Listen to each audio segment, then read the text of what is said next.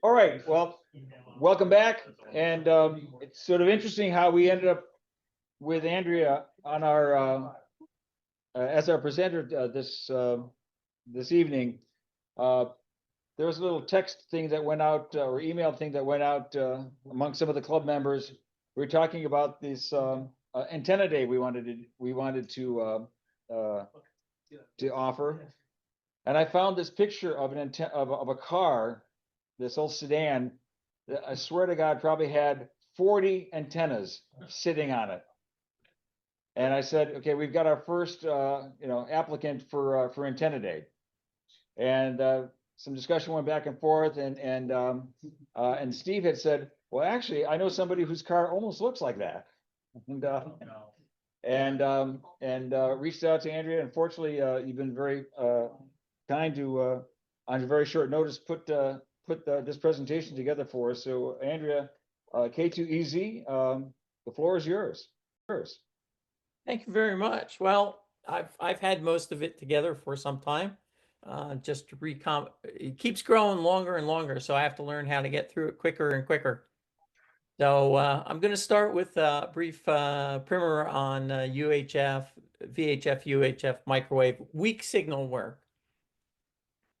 So what does weak signal mean when we're talking about this as related to FM? Because a lot of people look at FM as a utilitarian band, or 2 meters as a utility band. You're using repeaters. You have FM radios. They're very simple. They're pretty inexpensive. But if you only touch that part of the world, there's also, I should say, the D-Star, DMR, and these all come out of land mobile radio. If you only touch that world, you never find this other part of the world, that the weak signal part. And this is where you're using modes that people are more familiar with on HF, and that's single sideband, CW, digital modes like FT8, and then you've got moon bounce, you've got meteor scatter, and because these bands, particularly single sideband CW, is much narrower in terms of bandwidth, it's more efficient, and it allows you to work stations much further away. People tend to think of the band as line of sight, and it's far from it. Now, you're not going to have the ionosphere skip long distances, but the ranges that you get when you go into the weak signal world are completely different, much further than you expect out of the band, and much less line of sight than you may have been used to. Often these propagation modes, like I just inferred, are not strong enough, specifically troposcatter, and I'll get into that in a moment. One thing we see on is VHF is E-skip. This is probably one that's very exciting on 6 meters. A lot of people see it. It's very much like operating ionospheric propagation on HF. Doesn't go as far, but it's high energy at the E layer is enough to reflect VHF signals. 6 meters is the easiest, but sometimes it's strong enough to reflect 2 meters and sometimes even up to 222 megahertz. Troposcatter is or what we call tropo, is the bread and butter. And if you go by what you're taught for your license, you'll hear this term brought up with regard to microwaves. And it is true for microwaves, but it also occurs at 2 meters and 6 meters. And this is where you illuminate, like on here, the part of the sky that you both can see with RF. Think about a sunset. The sun is below the horizon, half an hour even. The sky is not fully dark, and you can envision if the sun were to get pulsed on and off as like it was Morse code, you could see that difference. Well, little air pockets in the atmosphere scatters the signal. Some of it goes up, some of that scatter goes down. And by being able to see that, it's like looking at the red sky at the horizon after the sun has set, and you can communicate with stations. And this is why it works much more than line of sight. You can get much further there as long as you got that common area of sky. And typically, good contest stations can get 400 or 500 miles almost any time of day. It's stretching it behind 300. From my mobile, I expect to maybe get 200 miles, 250. I'm starting to press it at 300. 100, 120 miles is fairly easy. Also, is tropospheric ducting. Now, a lot of people think that tropo, when we talk about this few hundred miles, is some sort of duct. It really isn't. It's like I said, you're illuminating a part of common air in the sky. But ducting is when you've got multiple layers and the signal can reflect back and forth and travel rather long distances. The most one of the largest, somewhat predictable ducts is between Hawaii and the California coast. And people work that path on definitely on 2 meters, 220, 440, and up into the microwaves.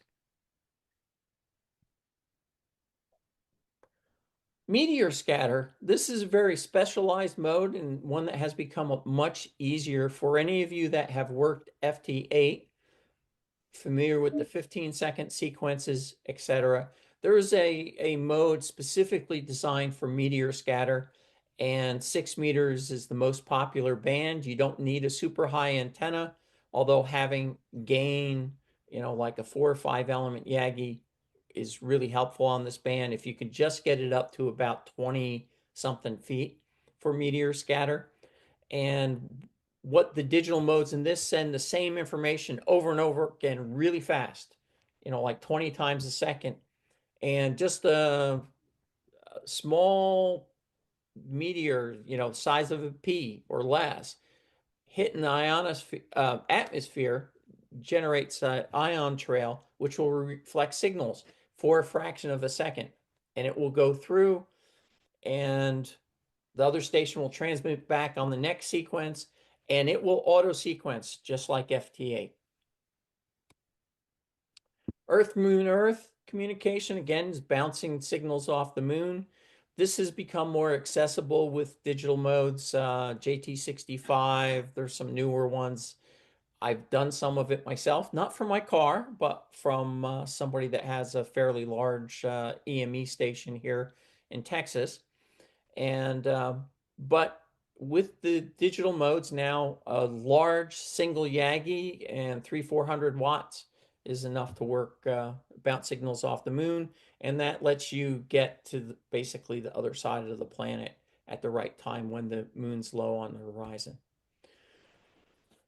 In VHF, and people have played with FT8, grid squares are, I assume most of you know what are the Maidenhead grid squares are. Y'all there are probably in FN21, I'm guessing. We're in 12. We're at the confluence of 4 grids. So Okay. we're in FN12. All right. We're just over the border. And I just want to take a note. Look at, Yeah, if you look at 12, 22, 11, and 21, we're right in the corner there. okay, cool. Well, maybe I'll have to operate up there sometime. There you go. 1,700-foot elevation. Yeah, so take a look at this little 73 here in the middle of Michigan, because that's going to come up a little later in the talk here. And where I am today is in the bottom left in Echo Mike 10. Real down at this bottom, I've lost my mouse cursor, but at the lower left corner of that EM section here. in Texas is where I am. Okay. Roving, an adventure in mobile operating. And let me talk just briefly about contesting. Was there a question? No, you're good. Okay. So talk briefly about contesting. There are VHF contests, which are like high HF contests in that you're trying to work as many stations. You've got multipliers, which are your grids typically, and there's three big ARRL contests in the year. There's the CQ Worldwide VHF contest, which is 2 meters and 6 meters only. Predominantly time of year, it tends to be a 6 meter contest more than anything else, because there tends to be a lot of E-skip. The ARRL ones are in January, June, and September. Each has its own characteristics. January tends to be tough propagation and a lot of hopping through the bands. Typically, what you do is you find a station on 2 meters, or it used to be 6, not 6 so much anymore because there's so much FT8 there, but on 2 meters, and then you say what bands you got, and then you start QSYing through all the bands and working on every band that you're able to do it. And you'd be surprised, when I first started doing this, I thought, as I got in the microwaves, it'd be harder and harder. As it turns out now, up where you are, there's a lot of trees, and it's somewhat like this in New Jersey, but in a lot of the country, say through Ohio, Texas, so on, if you're out in the open areas, you can work somebody on 2 meters, you could probably work them on 70 centimeters, you could probably work them on 1.2 gig, and even up higher. I've really been surprised at how easy that is to do. So in these contests, there's a rover category, and that simply means you move from grid to grid. Some grids may not have any operators in it. As you can imagine, a VHF contest is not going to be worldwide. 6 meters, you may have a larger area, but it tends to be, the local area, 3, 4, some people stretching signals out to 500 miles. But it can get kind of lonely there once you work all the stations near you. Rovers keep that excitement going by moving from grid to grid. And if you're operating as a rover, you're always fresh. As soon as you go in a new grid, you can work everybody again. And roving is just the process of moving from grid to grid. As a general rule, you must operate from 2 or more different grids. They've changed it sometimes and allow single grid because maybe you intend to work more grid and your hardware breaks, your car breaks down, you have problems with your hardware, or you just don't work somebody. Suddenly you're a 1 grid, but you've declared yourself a rover. But you should need to plan on at least 2 grids. You need to identify as a rover, and all your equipment needs to be in the rover vehicle. There is an exception. ARRL has an unlimited rover category, and in that category, technically you can go to pre-positioned equipment. It has some very odd rules. Rovers can be simple. Basic operators may set up an antenna here. And I didn't mention this before, but you'll notice this antenna is horizontally polarized. Almost all weak signal operation is horizontal polarized. There are some people who argue that it's just by convention, but it really does have better propagation characteristics. I'm not going to go into the detail, but the television broadcast companies did some research, and when I got licensed, one of the people that did that initial research was a member of the local club. And so anyway, it does create some headaches if you've got one antenna and you want to use it on sideband. Suddenly it doesn't work so well. You can eke out some contacts, but you won't get the best performance. Getting back to rovers here, though, a basic roving system, you can deploy out the back of your car, work some stations, pack it up, move to another grid. You can use omnis. The the lower left hand, or excuse me, lower right hand side photo here is my original setup for 4 bands. 6 meters is the big loop. There's a small 220 loop, and there's a 2 meter loop, and I have another 2 meter loop. It was a dual band loop that I used on 70 centimeters, and I was very successful just using omnis. I didn't go for big distance contacts, although I surprised myself at how far I could get. Again, reaching out a couple miles off, a couple 100 miles with these omnis. And I actually won some contests using only omnis. You can add a quad or a Yagi here. Now this station's got a 6 meter antenna. 6 meters is a little wide. I don't know if they've got the elements telescoped in. You have to be within 8 feet on a vehicle. But it wouldn't be the first time that somebody has run with their elements extended, but it looks like they've loosened them up and pushed them in here to make it work. A lot of rovers used fixed arrays on their vehicle. This is one, I forget who it is, N0LD, I think. And he has a bunch of Yagis mounted fixed onto his vehicle, and he just points his vehicle. This way he's carrying longer antennas. You can see he's got a couple omnis at front. Those are stacked 2 meter omnis. And he has a 6 meter omni down low in the back. Some people add rotatable antennas. Here's a small setup of arrays. These are, so 2 meters, that's probably 222, 70 centimeters, and probably 902, then 1296. Those are loop Yagis at the top. I don't know if this is set up to be used while moving or not, but you can see the rotator there. And this is Peter VA3ELE. Let's hope he doesn't rotate this one while moving. He's up in Ontario, and there are multiple sprints throughout the year. So this was a single band 70 centimeter sprint. There's a set of sprints in the spring, one in the fall. They're 4-hour contests in the evening, and he gets out in the fields there, and he's working all long distance because there's nobody near him. And so he has this one antenna, and you see he's got a little rotator on there. There's people that have hauled around towers on trailers to get to locations.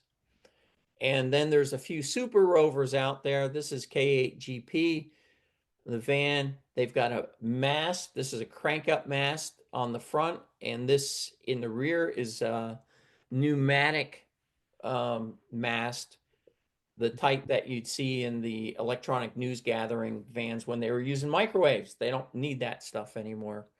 So you don't see those as much.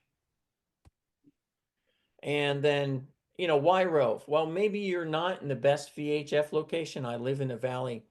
Maybe you're in an HOA and you have some problems. Maybe you just want to get out and see the world. High locations, it can be fun.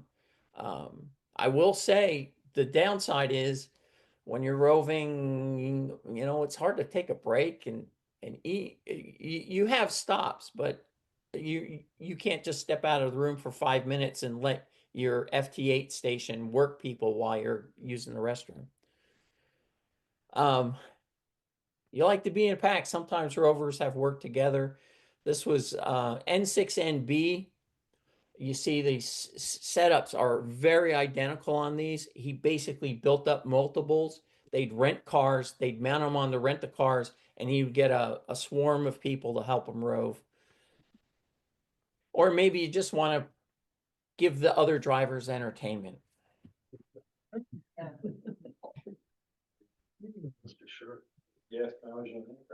So here's some of the N6NB setup. You can see on this car, there's multiple setups. So This is probably on his van after a contest or before a contest where he's just got all the equipment stacked.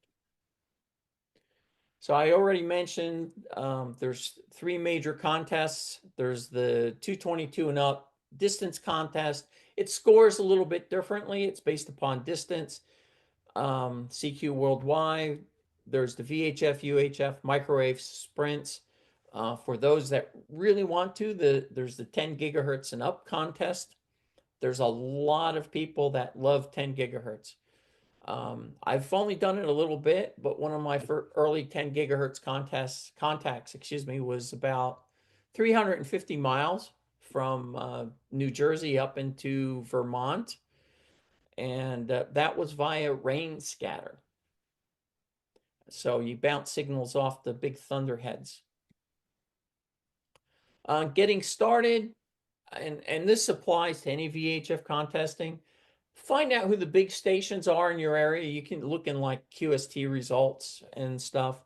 What other rovers out there? It takes, again, looking at the results, reaching out to somebody that's reasonably close. Top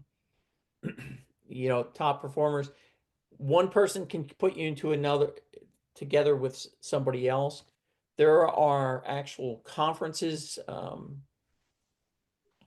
There's a Northeast Weak Signal Conference that comes up this spring. There's a Southeast Conference that'll be sometime this spring. Over the summer, there will be the Central States VHF Conference.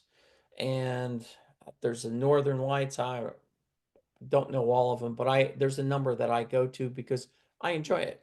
It's very social, and you will find there's the community, the VHF Weak Signal community has a lot of people that want to help. They really love and they're really enthusiastic about this.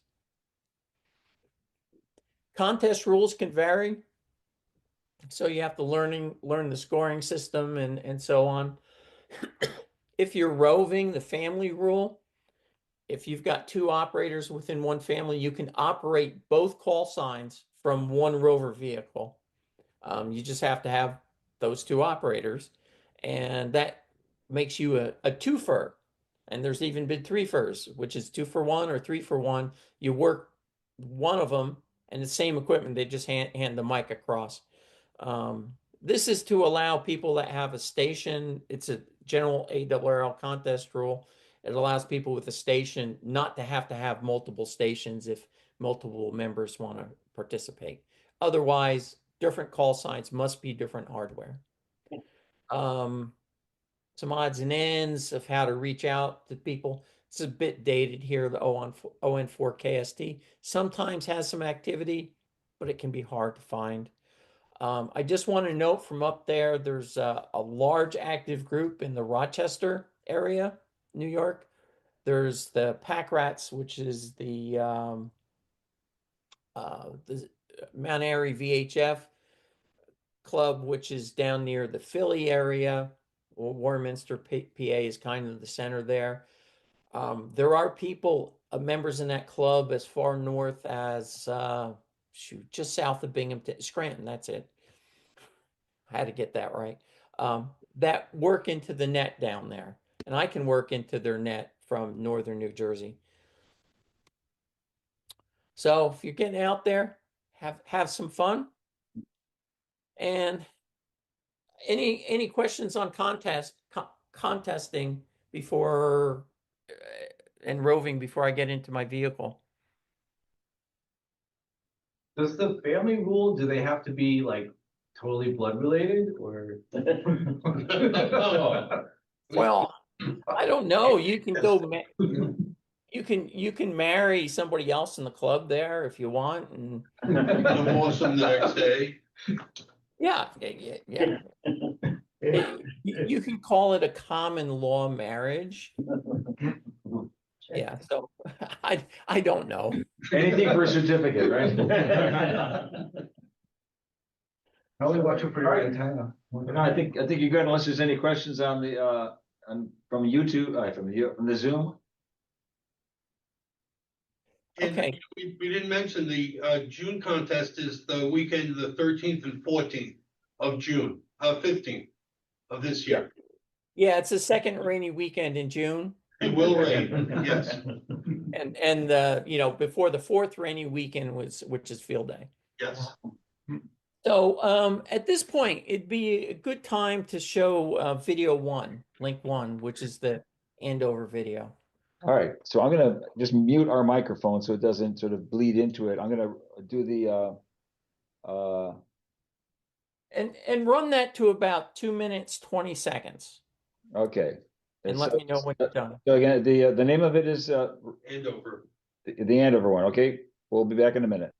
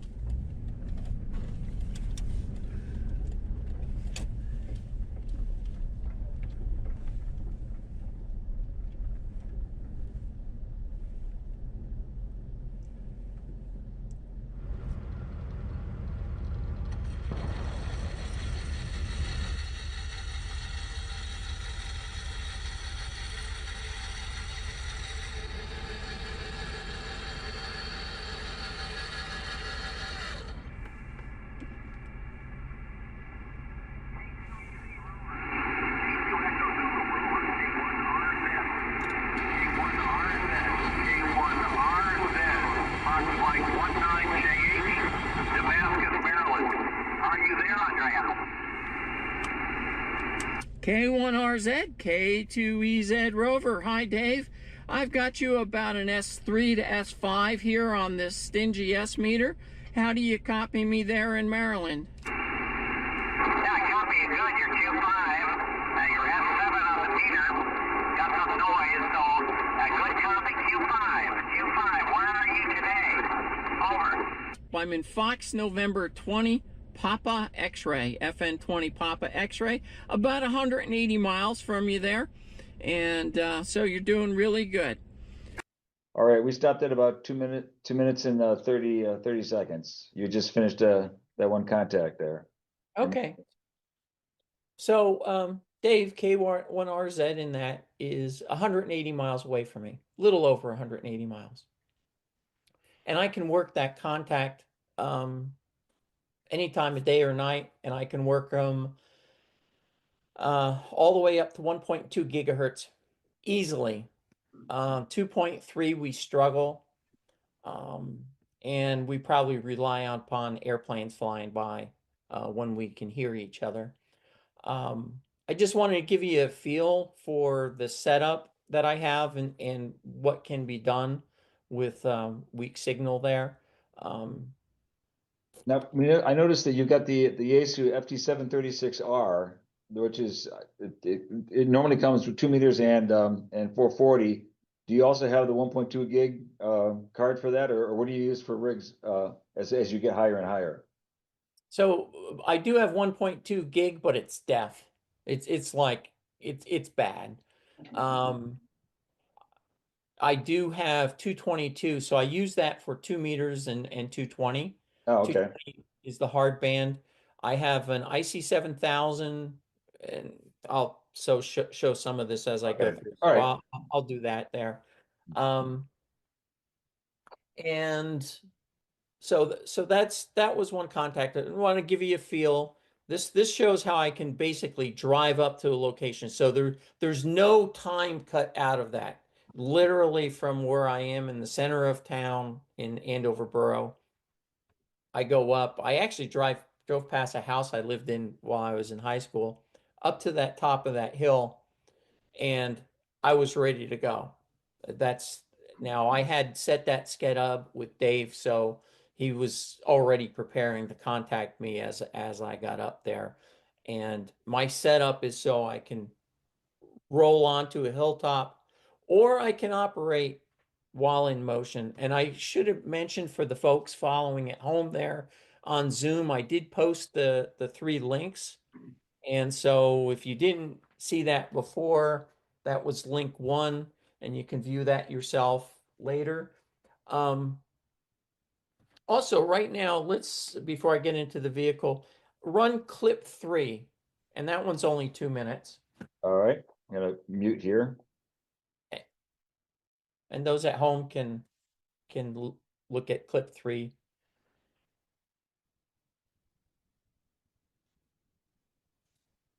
Is that the rotating one or the Texas one?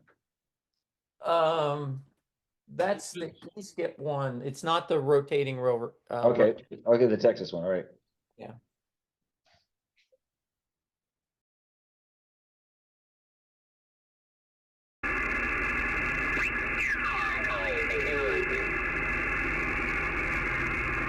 QRZ? November 8 Oscar Kilo Radio, N8 OJR, Echo November 73. November 8, Oscar Kilo Radio, Kilo 2 Echo Zulu Mobile, Kilowatt 2 England Zanzibar Mobile, Echo Mike 10. Okay, I missed the call there. You're a little light, but no problem hearing you. I got a little bit of noise here, but if you could come back with the call, I did catch that you're mobile, and I'll scribble it down here. Over. Okay, the call is Kilo 2 England Zanzibar Mobile, Kilowatt 2 Echo Zulu Mobile, Echo Mike 10, Echo Mike 10, Texas.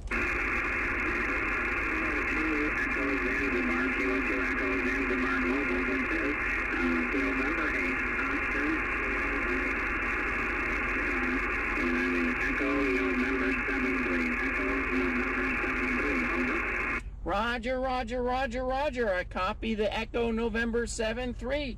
Thank you very much. The only good DX I've got out of this in my first grid up in that direction from Texas. Yeah, real good. It's up and down. But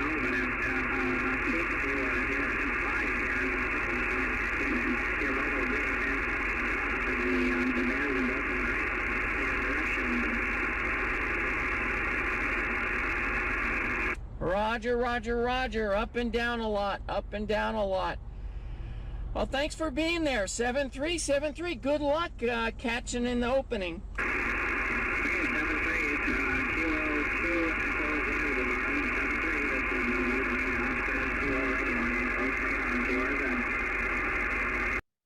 And we're back. Okay. So that was a nice little contact between that, as I showed you on the map before, from the bottom edge of the map all the way up to EN 73 in Michigan there. That is probably my best DX from the vehicle on 2 meters. Yeah. That one was E-skip. Yeah. I've had some tropo ducting enhancement between Texas and Fort Lauderdale, Florida, Texas up into Virginia, and I think to Illinois, well, Kentucky for sure, but sometimes it opens up. So let me get into the. Drew, Yeah, how do I get the video? okay, if you go to the chat, she listed the 3 links. So if you go down below where it says chat, Yeah. in there are the 3 links. So if you, at some point, copy them into onto a document somewhere, or else what we'll do, we'll have those links available when we send out information, links for this video. We'll put that in the description. Okay. Got it. Thank you. So now Rover, as it is in that previous photo, which is pretty current,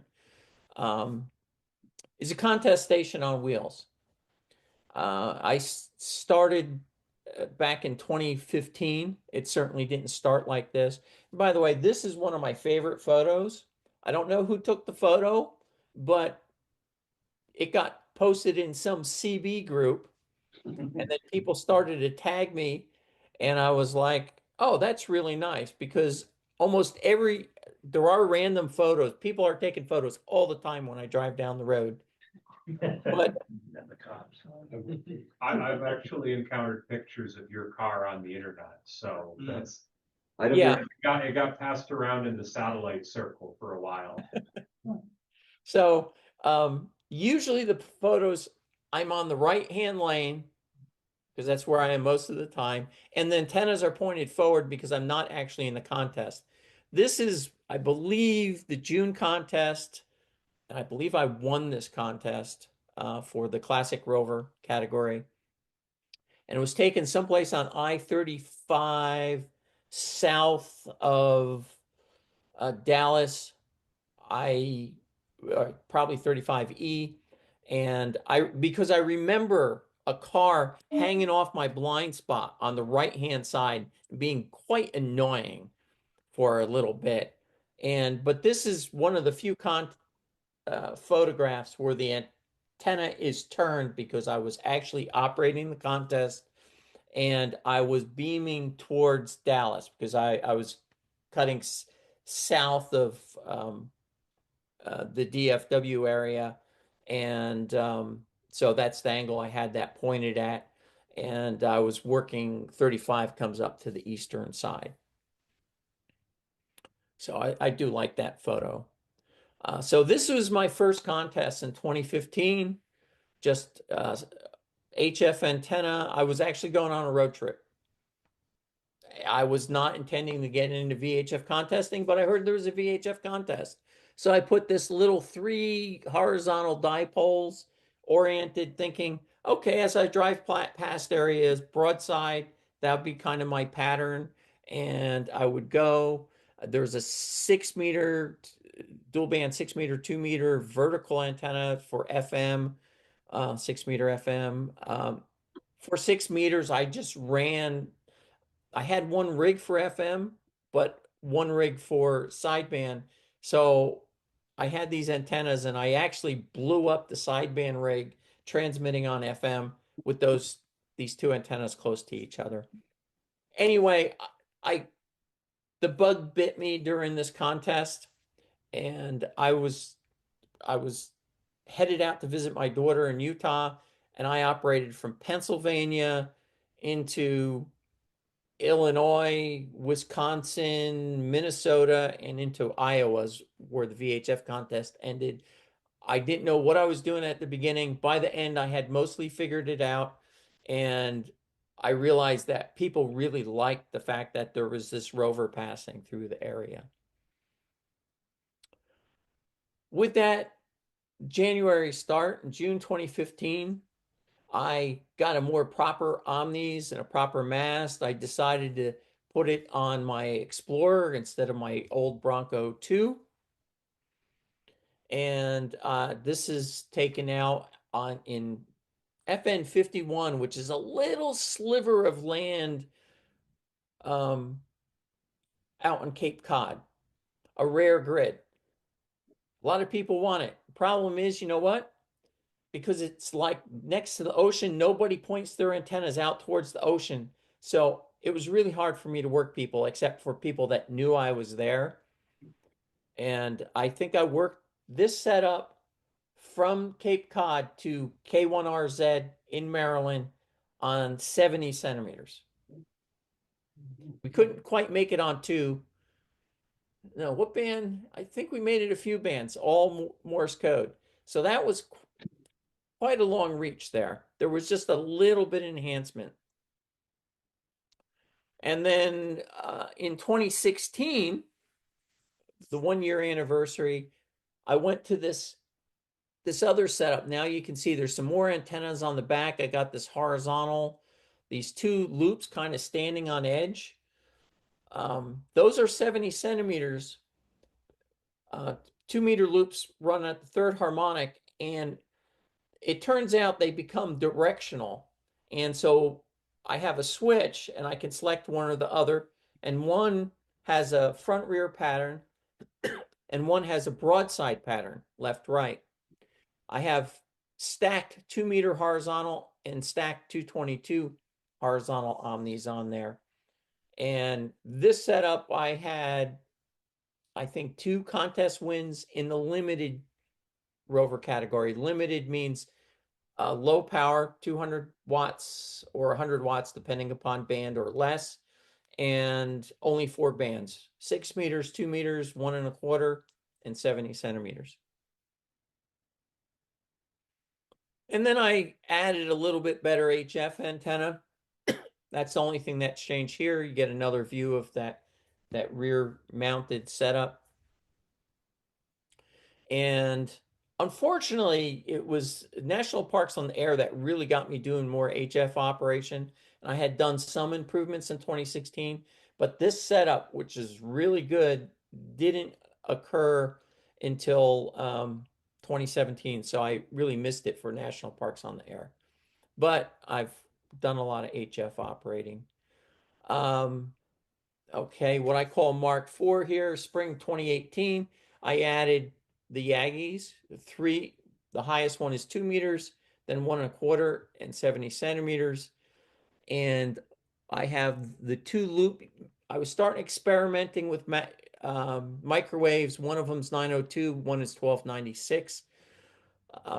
At this point, I wasn't really set up to operate those, so I was still either operating in limited category or just experimenting with the classic Rover, which let you work the microwaves.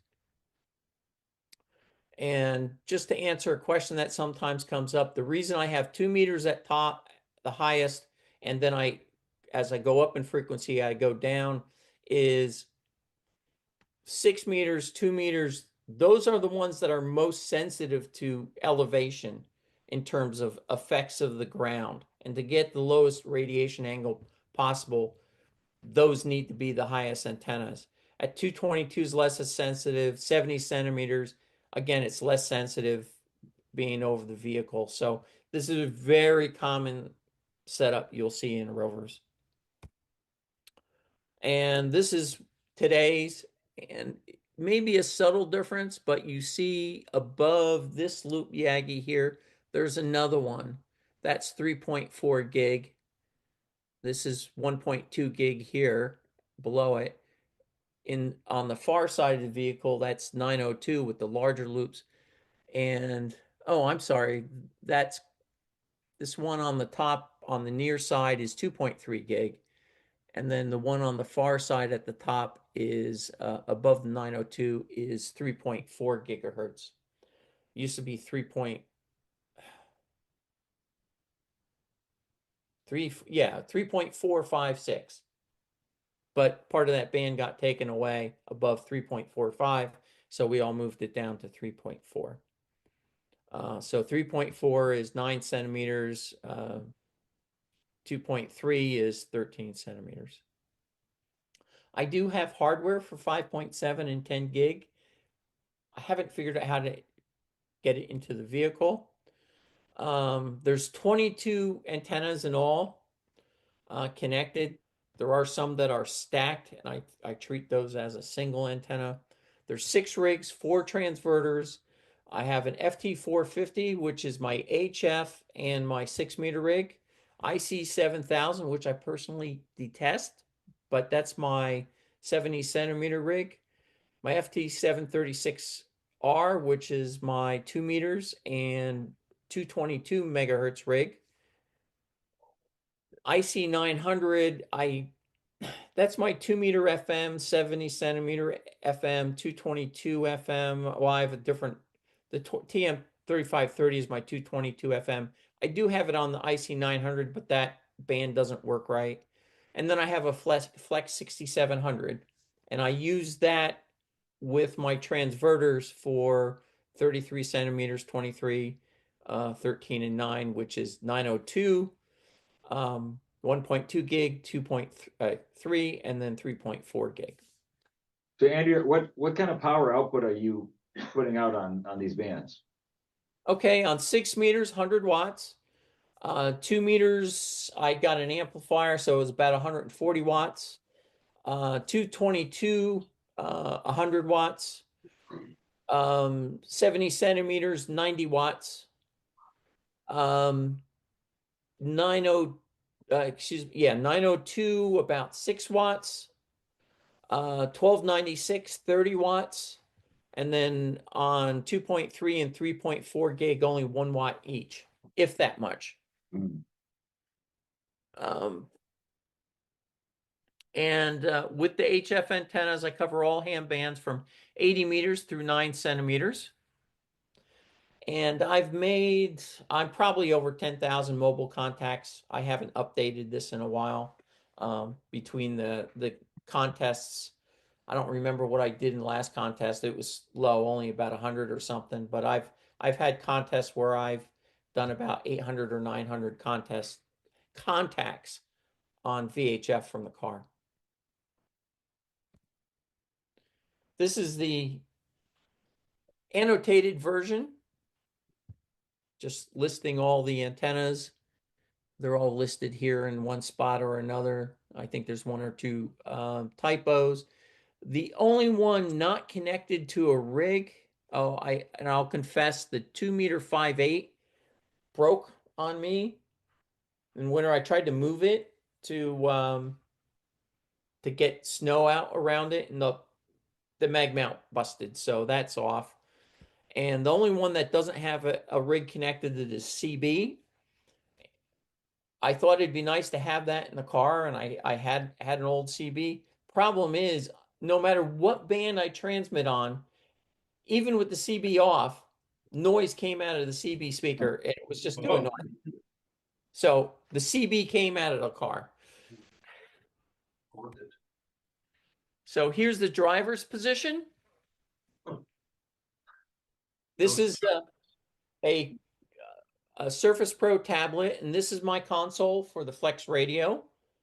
I have Flex Radio control that lets me dial things. Now, I'm set up so I don't have to use the touch screen while moving. Here's my, FT450 for HF, and you see it's tuned to 6 meters. IC 900 control head is in the back there. The FT736 set to 222 right now. IC 7000 control head right here set to 432, 154. I have a power meter that I use on 2 meters, 220, and 432. I actually run those 3 signals into a triplexer, then to the coupler, and then I have it split out through another triplexer into the 3 antennas. The reason I do that is twofold. One, I can see the SWR and power on those 3 bands, which are the most important bands for me. And also, the triplexers act as bandpass filters effectively. So I can transmit on one band and it doesn't blow my ear out with static on the other band. And then the lower right here is my rotator controller. I'm using a Yaesu G800 rotator. It's a DC motor on that. I've modified this controller with a boost converter, and I feed 24 volts to the motor instead of the standard 18 volts. And that makes that motor turn quicker.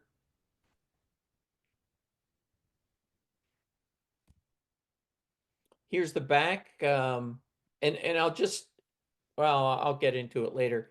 It's down there, so I kind of reach to my side. I do not need to look at that display to point the antenna, which is one reason it's down there. So this is what I've got looking in the back here. Up against the mounted to the seat is what I call my flex deck, and this is the flex radio.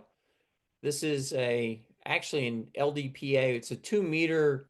The flex radio has like a 10 milliwatt output, and the LDPA will amplify the 2 meter signal to 70 watts. I don't use it too often. I'm just using the 2 meter as an IF. These are my transverters on the right here. This little mess is a 1 watt 902 megahertz transverter. It also does 903 with a little 6 watt amplifier. Technically that's 30 watts, but I don't have enough drive power for it. Then I have my 3.4 gigahertz transverter. Next one over is 2.3. And then on the far left is my 1.2 gigahertz transverter. Now the flex radio drives all those, and this little coax switch, oops, I didn't intend to do that. That little coax switch selects which transverter. So I key them all at the same time, but I only feed signal to one of them. Now, it's just a little funny if I'm close to somebody, because that switch isn't perfect, I'll get a little bit of leakage out on all the bands, but it'll be like 60 dB down. It's within legal requirements. But it's a little funny. I can hear people on any band too if they're strong enough to me, because the switch is not perfect.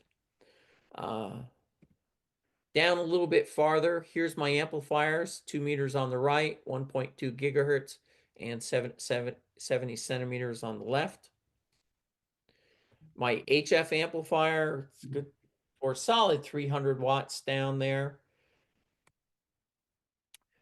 This is why I don't need the rotator to know where I'm pointing. I can just look up through the sunroof, and I can see right away where the antenna is oriented relative to the vehicle. And since I usually have some sense where the vehicle's pointed, or if I'm stopped, I'll look at a map to get a location. This gets me close enough to what I need to. And I usually get bearings, 2 meters. As I go up in frequency, I'll fine tune the position. I just felt this was a little funny. Rover sometimes wants to hide, but in the parking lot, not very good at it, but always cute when she tries. Easy to find. No trouble finding the car, Yeah. however. Yeah, just wait for that winter shopping season, parked out in the mall. No problem.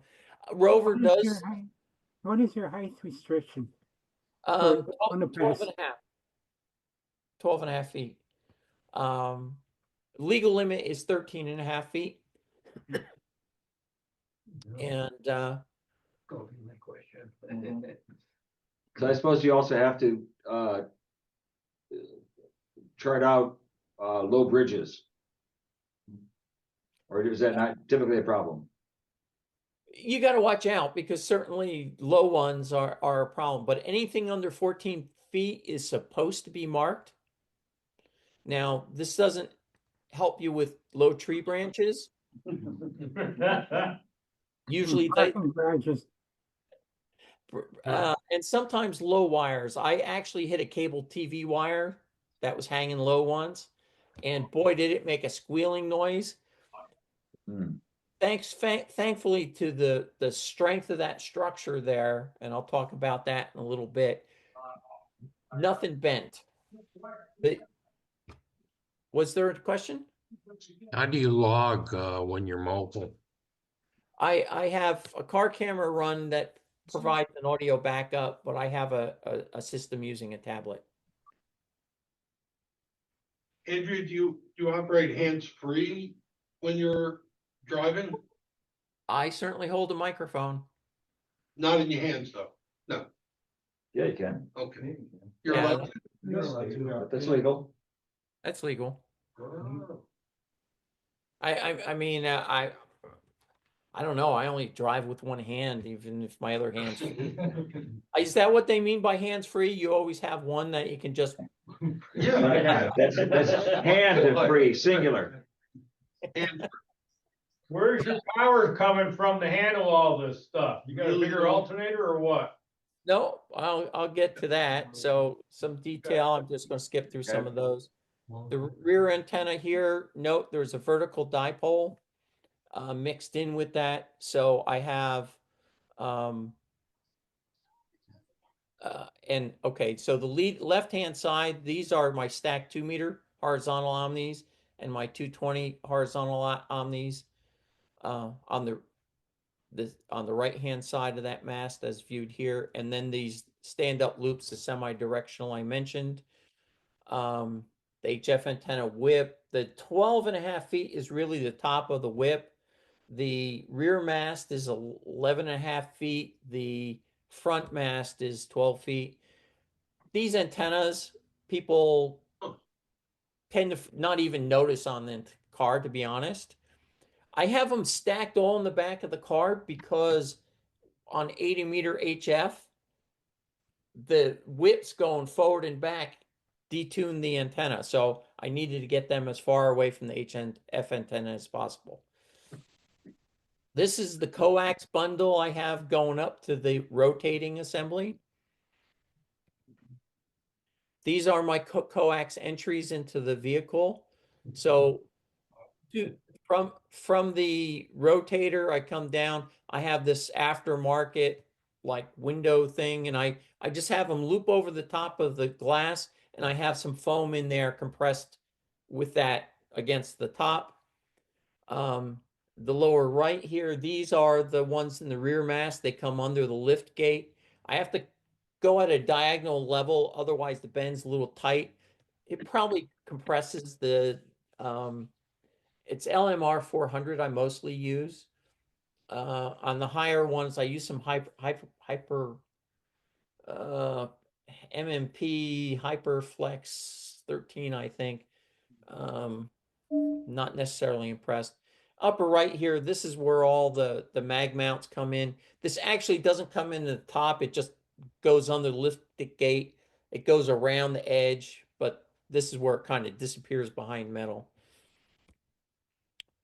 On the left is my coax switching, and on my right is my switch box, which is on the overhead console by the driver here. You can see a bit of the Yagi above it through the sunroof. And I don't actually have a 6-meter Yagi yet, so that switch is a spare. But my 2-meter, I got the Yagi, or I can go to my Omnis, and then I got my choice of stacked loops for horizontal or the vertical antenna. 2 meters, 222, I've got a choice of the Yagi or the loop. 70 centimeters, I got a choice of the Yagi or the loops. And then I've got either that front rear pattern I mentioned or the broadside pattern that I can select. So I can switch antennas and see what signals are coming in. If I can't find somebody in Yagi, but I got them on the Omni, I'll just work them that way. Find out where they are and then get the Yagi on to go up on higher bands. Each of these coaxial relays, I think, is about $150. This was not a cheap assembly. Oh, wow. Okay, talking about power. So I've got, I believe this is 6 gauge or maybe it's 4 gauge. I think it's 4. 80 amp fuses. And then I've got some 2 other feeds. One of them is just an old feed I'm not really using anymore, but the other one is for my switched power. And I need the switch power to remove power from the coax relays because those will suck down my battery when my ignition's off. So when I turn off the ignition, all the relays become unpowered. And my 2-meter rig, since I routinely use that one, I have that go on and off with the vehicle. So I run those to this assembly in the back here, and I have a car battery in this box.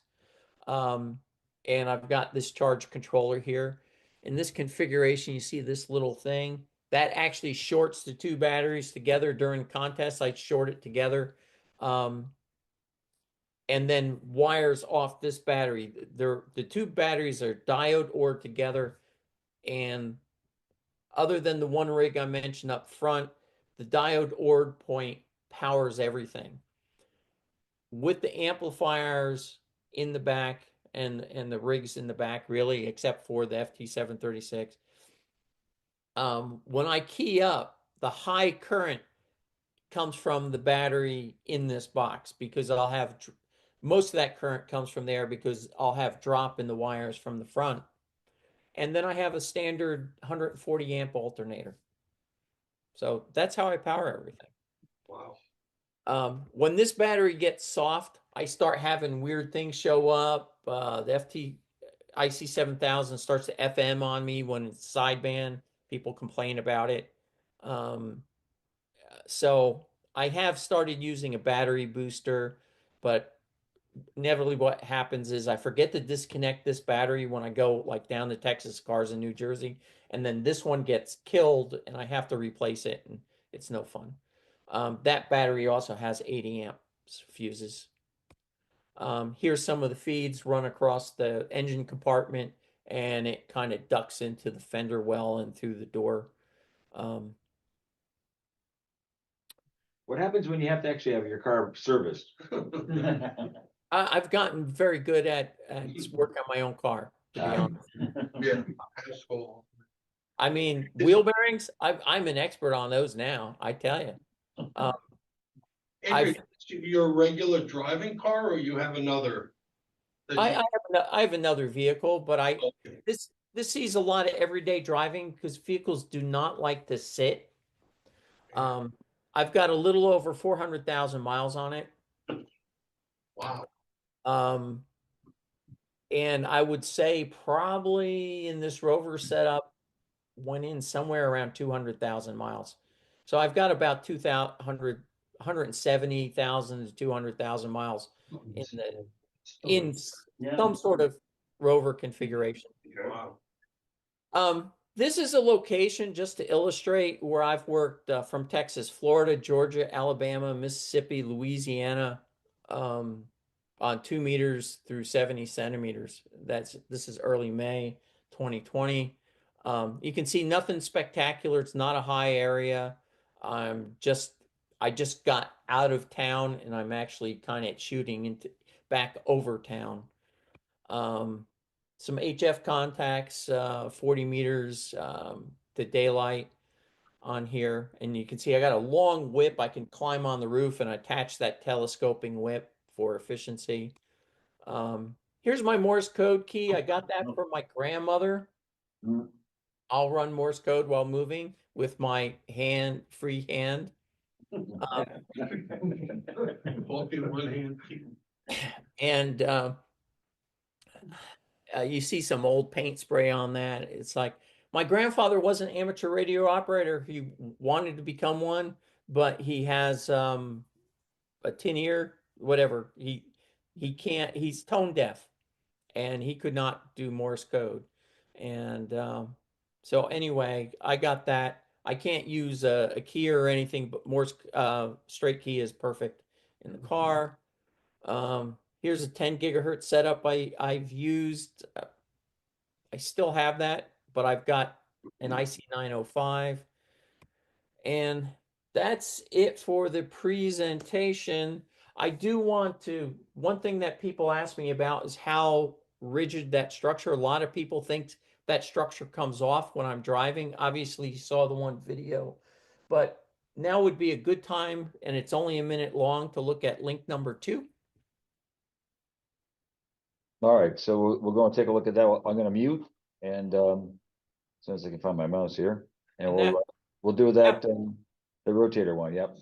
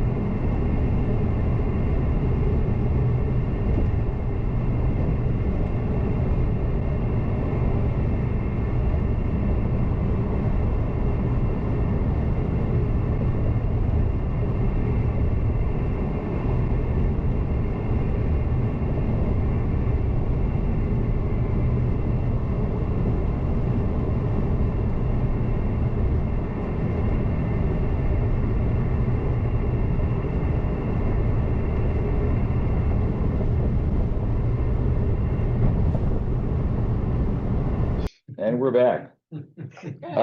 Any other questions here, Steve? Question, Andrew, I noticed you have mag mounts. How do you ground them to the car, to the body of the car? Do you need to? Well, they're VHF mag mounts, and so just like any mag mount, I don't have them grounded except through the radio theoretically. Although, you know, you've got capacitive coupling on the underside of the mag mount to the vehicle. So And it works. It works. they're good enough. I mean, I'm not using them that much. I've got plenty of other antenna there. So what I wanted to show in that video is just the stability of the system and how it rotates while moving. I do have beyond the rotor, I'm using rigid steel conduit as essentially in like a guy wire, except it can work in both compression and pulled apart or getting pushed in either way. So if I have to slam on the brakes, they'll keep it from moving forward. If On the roof, Right. Yeah. This and guy. on wind load, it handles it fine. Few things to know is the rotator will struggle a little bit at times because there is force on it and it shifts position a small amount. By the way, I love the way the shadow looks next to the Yeah, that was vehicle. very cool. was Yeah. awesome. I tell you, it took a while to get used to it because I kept thinking there was somebody about to hit me. Yeah. And that speed there was about 75 miles an hour, a little more. And that was with the windows closed. The noise was inside the car with the windows closed. Yeah. Yeah, there's no little whistles or anything, but there's a lot of air rushing noise over that assembly in the front. The stuff in the back, I wouldn't even hear it.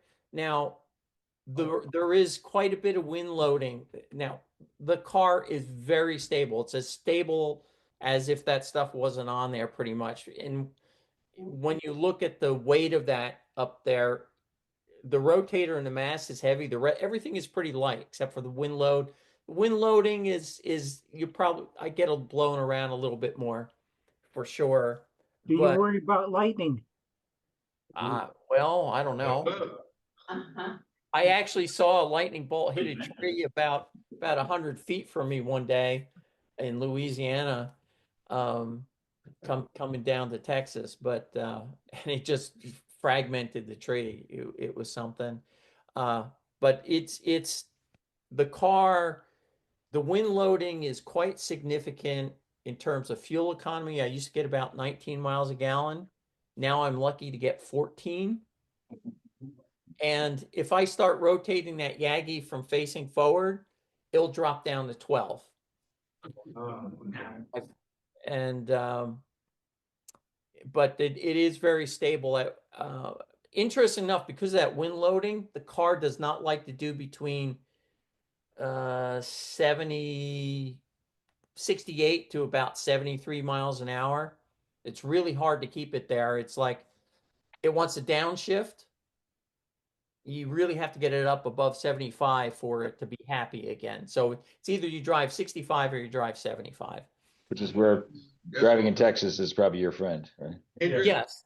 quick question, because a former city kid, theft, vandalism, any problem with that? I am not a city person. No, I am. That's why I'm asking. So I don't go into the city.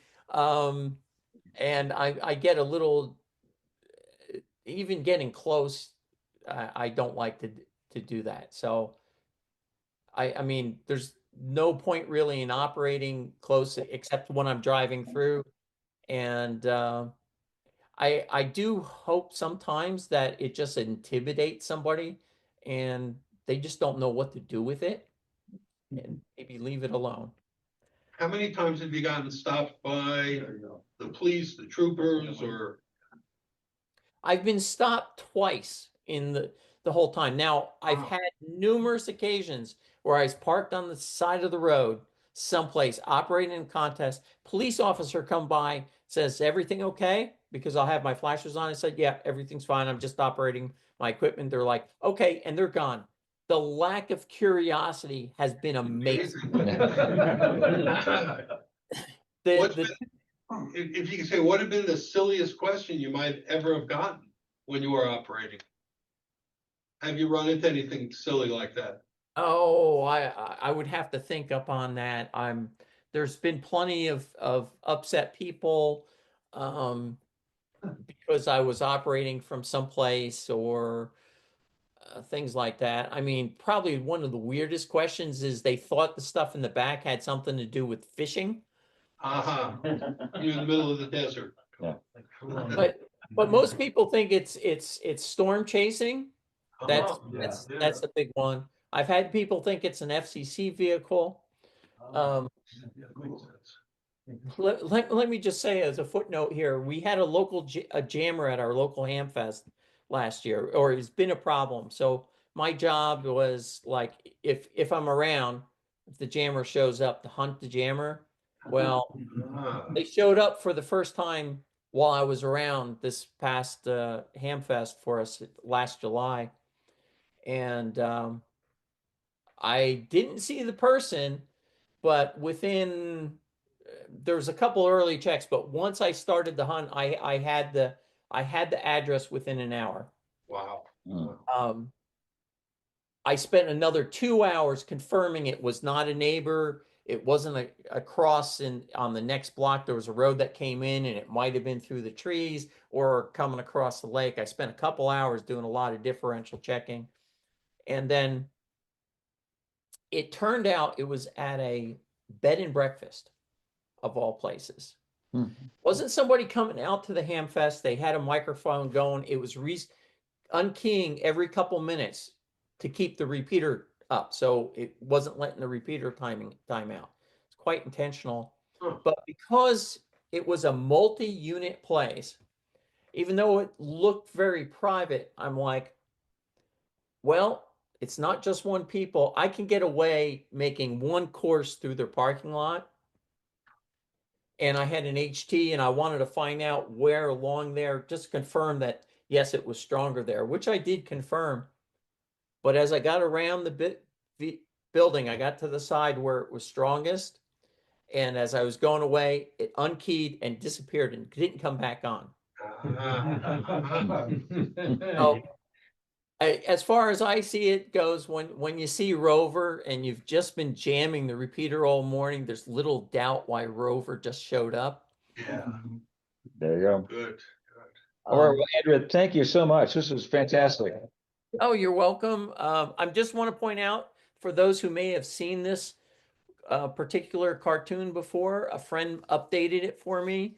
So they added my call to the license plate and they switched the little comment tags on the bottom. So anyway, thank you very much. All right. Thanks again. Thank you.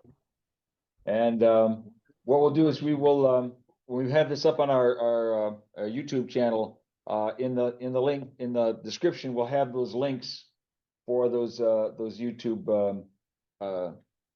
videos so that you can click on them. So thank you all very much. We'll see you about this time next month.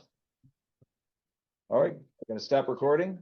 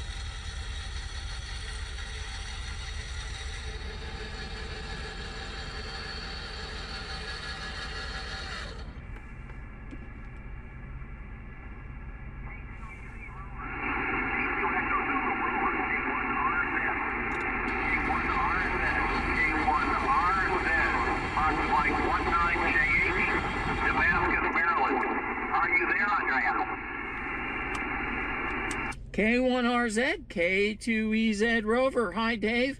I've got you about an S3 to S5 here on this stingy S meter. How do you copy me there in Maryland? Yeah, copy you good. You're 2.5. You're S7 on the meter. Got some noise, so good copy. 2.5. 2.5. Where are you today? Over. I'm in Fox, November 20, Papa X-ray, FN20 Papa X-ray, about 180 miles from you there. And so you're doing really good. Yes, you are too, by the way. You're doing great. And now I remember that spot. I remember working you at FN20 Papa X-ray many times in the past. So that's good to get to find you up here in the Northeast again. Got you in the log. One question for you, Dave. What kind of DX do you expect to get on a 2-meter single sideband? Who can you work regularly, and what kind of distance is involved there? Okay, well, regards to meter sideband, typically 300 miles, 250, 330, without too much strain on what I would call average conditions. Similarly, a foot station, 330 miles, I'd like to say 400 miles, but looking out there, I don't see that many in that range most of the time. Okay, so, and by average conditions, you mean pretty much any time when you turn on the radio, unless conditions are really terrible, you expect to be able to get that 300 plus miles? Yeah, it's pretty normal. You know, there are some opportunities for DX, as you know, on this band, on the VHF bands, but under average conditions, 300 plus miles.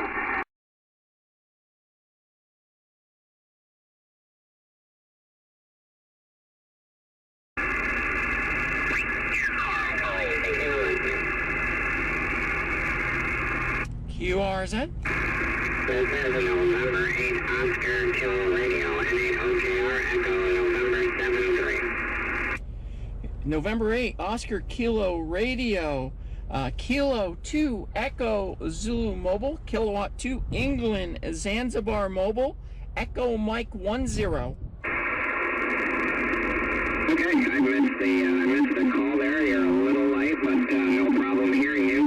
I got a little bit of noise here, but if you could come back with the call, I did catch that you're mobile, and I'll scribble it down here. Over. Okay, the call is Kilo 2 England Zanzibar Mobile, Kilowatt 2 Echo Zulu Mobile, Echo Mike 10, Echo Mike 10, Texas. Zanzibar, Kilo 2 Echo Zanzibar Mobile. This is November 8, Oscar. And I'm in Echo November 73. Echo November 73. Over. Roger. I copy the Echo November 7-3. Thank you very much. The only good DX I've got out of this in my first grid up in that direction from Texas. Yeah, real good. It's up and down. But if you are here at 5 here, your mobile being the band is open in direction.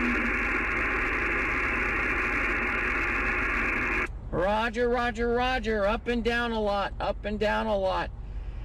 Well, thanks for being there. 7-3. Good luck catching in the opening.